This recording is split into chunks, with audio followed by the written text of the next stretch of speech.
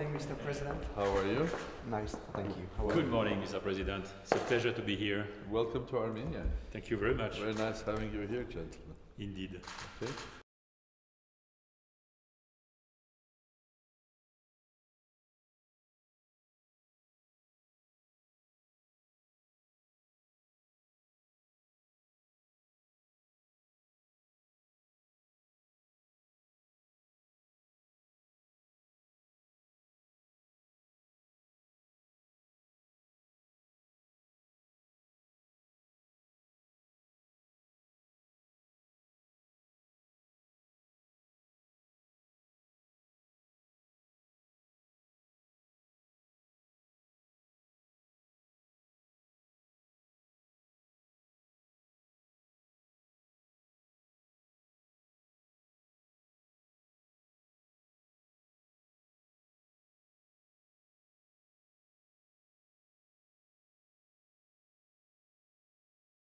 Welcome to Armenia again.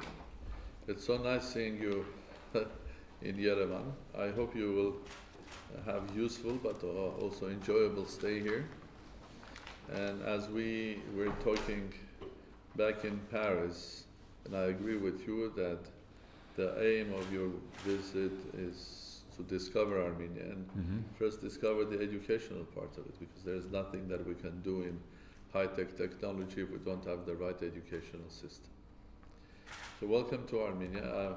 I hope with this short visit you'll discover it.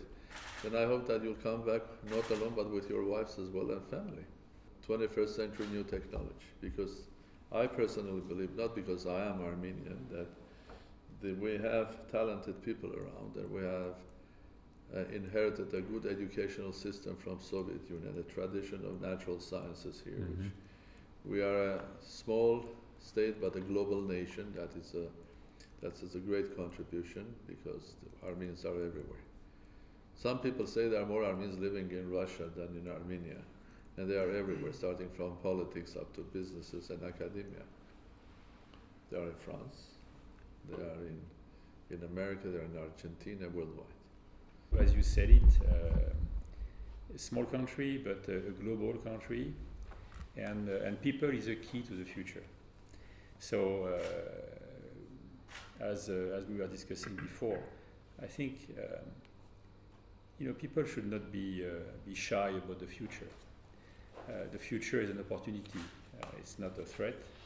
And technology, by the way, could be a great tool. It has to be used in the proper way. And by the way, using technology means people.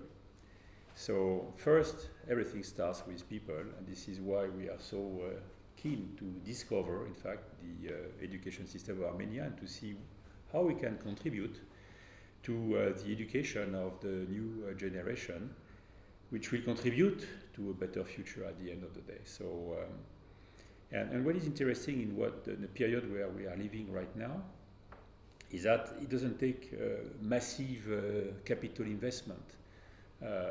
If you invest properly in the brain power of the people, if you enable them to unleash their creativity, you will have innovation at the end of the day.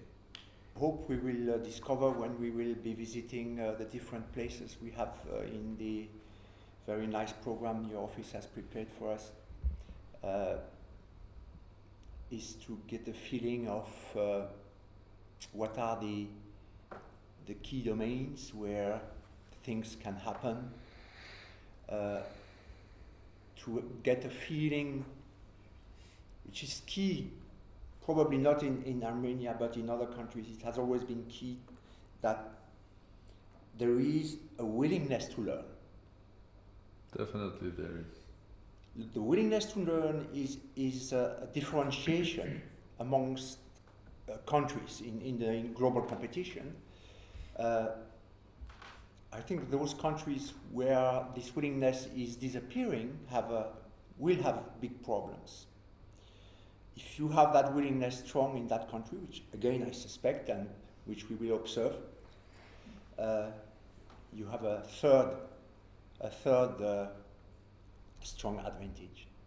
President Sarkisian made us the honor to visit Dasa system on the occasion of his previous, well, not last, but before last visit to France. So we met him twice already, once in Dasa system and once at his hotel in Paris. And we came to the conclusion that it would be of value both for us and for Armenia that we investigate how we can work together for the future.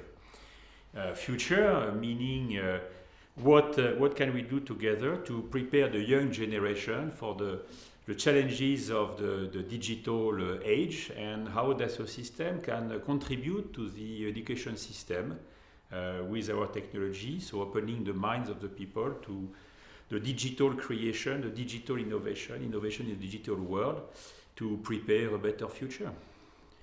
We discussed precisely that, which is how to prepare the future, how to prepare the young generation to the challenges of tomorrow, and how can we help Armenia, even though it is a small country, but with a big and great people, on the roadmap of tomorrow. And you know, we are talking here about open minds and collaboration, working together towards creating products, services and usage that will better match the need of the people while preserving the environment. This is why the digital world is so important, because in the digital world you can imagine, you can invent, you can create, you can simulate, without yet impacting the physical world, and then making sure that when you are going to make it, what you are going to get is respectful of the environment, is going to meet with frugality the needs and the service that you are going to deliver to the people and to the communities.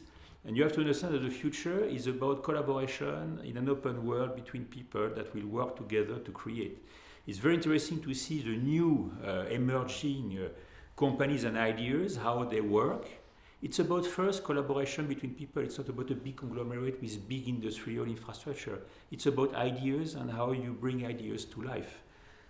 And this digital world is so important because it enables you precisely to collaborate, to see what you mean, and to bring it to fruition, to reality, bringing people together in ecosystem of collaboration and creation.